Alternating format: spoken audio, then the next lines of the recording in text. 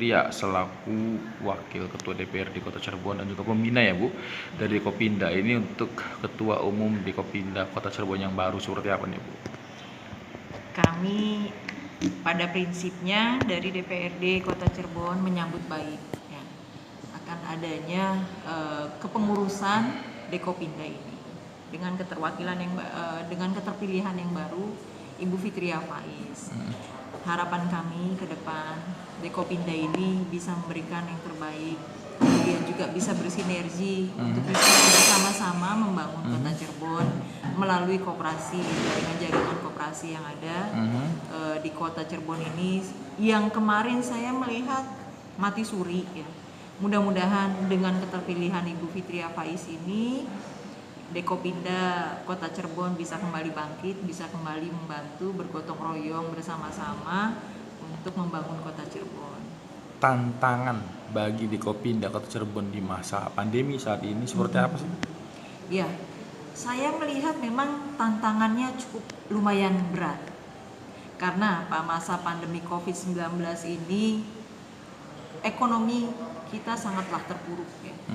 Jangankan ekonomi masyarakat di bawah, yang menengah ke atas saja itu sudah lumayan pengaruhnya, kurang lebih hampir 70% ataupun sampai 50% keterpurukan itu.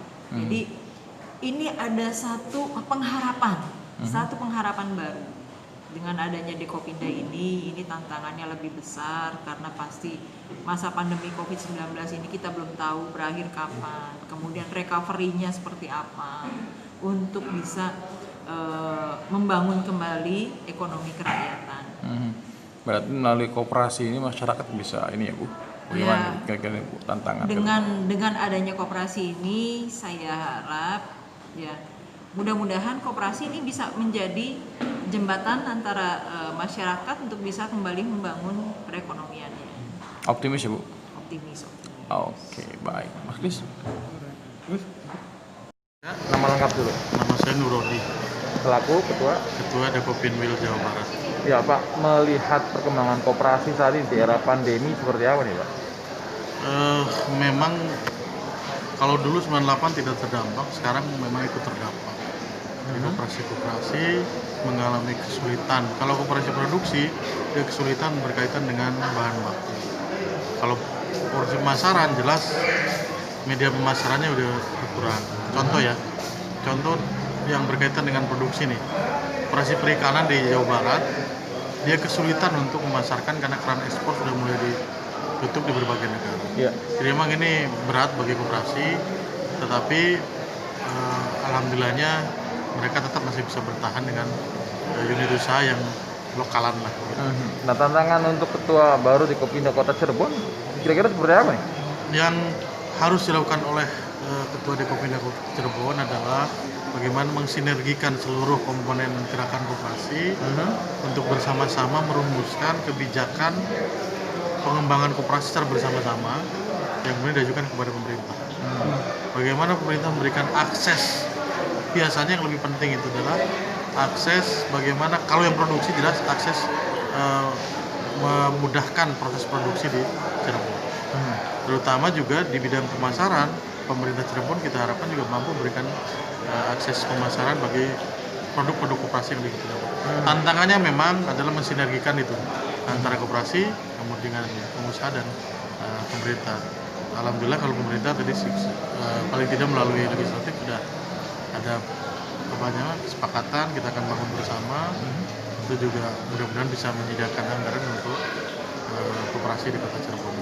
Total anggota koperasi se-Jawa Barat ada berapa? Di Jawa Barat Yang aktif kita? Berdasarkan catatan, persisnya tidak ada data yang ini ya, tetapi contoh saja di Majalengka kemarin yang aktif hanya 200. Saya katakanlah per kabupaten kota di rata 300 kali 27 lah yang aktif ya. Kalau catatan koperasi itu banyak banget gitu, cuman hanya papan nama banyak. Nah itu tantangan bagi Dekopinda untuk menyisir kembali. Apa nih koperasi yang tidak aktif itu apa masalahnya? Kalau memang tidak bisa dibangkit lagi ya daripada jadi beban untuk laporan kepada pemerintah, ya sudah bubarkan saja. Berarti Kalau lu- masih ada potensi, beberapa koperasi amalgamasi, digabungkan, Digabungkan. agar berdaya lagi gitu. Berarti mungkin hampir 5.000 lebih ya kan? Iya betul. Wow. Gitu. Kira-kira di zaman era saat ini, ke depan grafik perkembangan koperasi akan naik atau bagaimana nih? Melihat situasi ekonomi bertahan stagnan sudah luar biasa. Posisi hari ini ya. Tapi ketika ini ekonomi sudah mulai normal kembali, saya optimis ke depan koperasi menjadi salah satu pilihan orang untuk berinvestasi, untuk berusaha. Oh. Karena ada satu unsur yang tidak dimiliki di badan usaha lain, yaitu unsur keadilan. Itu yang penting.